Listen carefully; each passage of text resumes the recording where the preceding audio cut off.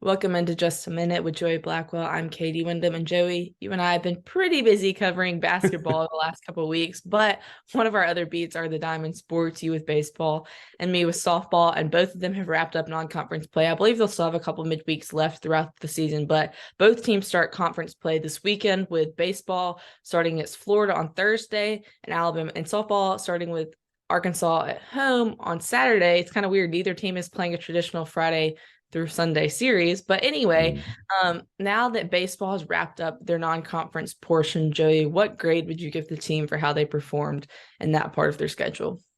Well, if they'd have been able to keep up the momentum that they had the first few weeks of the season, I would have given them an A. But given their two losses against Columbia over the weekend, I'd have to probably downgrade that to a B minus. Alabama looked like a very different team against Columbia, and they really didn't look like they were playing their best baseball on Tuesday against at South Alabama. But overall, I have been relatively impressed by this team. Their bats have been pretty much on fire, except for these past few games. Seems like they're averaging at least double-digit runs or almost around there. And then when you look at their pitching, once again, if you take this past weekend as an outlier, their Friday, Saturday, Sunday starters have also done a fantastic job. And even more impressive, arguably, has been Luke Holman in the midweek spot, really pitching lights out. Wouldn't be surprised if we saw him potentially move to a weekend starting position by the time this season is over.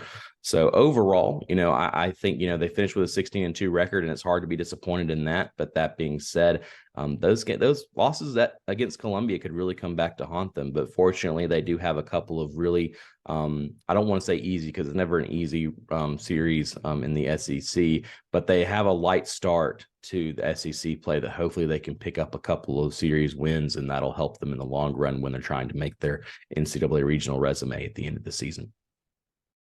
Yeah, and I think I'm gonna have to give softball a B minus, but kind of for different reasons. Their record is 21-6. They're ranked anywhere from 19 to 13 in the polls, and they've gotten some really good wins. They had a really good weekend down in Clearwater. They had the one really good game out in Texas this weekend, or I don't know if you call it a really good game, but they had the comeback. Montana almost pitched 200 pitches, where they beat the Longhorns in front of a record crowd in Austin. But then they also lost their three other games in Austin. And then they had the loss to Kennesaw State and the loss to Lehigh to open the season. And so those are, Alabama's in kind of a unique position right now where at this point they're not in a spot where they would host super regionals, and they're kind of heading toward a place where they may not host regionals if they don't turn things around. And the games on Texas this past weekend were on the Longhorn Network, which I do not have, so I did not get to watch, but it's also basketball. But I was keeping up through stat broadcasts, and so it's hard to know exactly what happened in those games. But that last game against Wisconsin, it was the morning after kind of the marathon game against Texas, but it went back and forth. Wisconsin had the lead, then Alabama would take it back, then they give it up, then they take it back, and then they give it up, and they eventually lost. But that was a game you really needed to win to be on positive momentum heading out of Austin. And so they did win their Tuesday night midweek game for the last game of the non-conference portion of the schedule.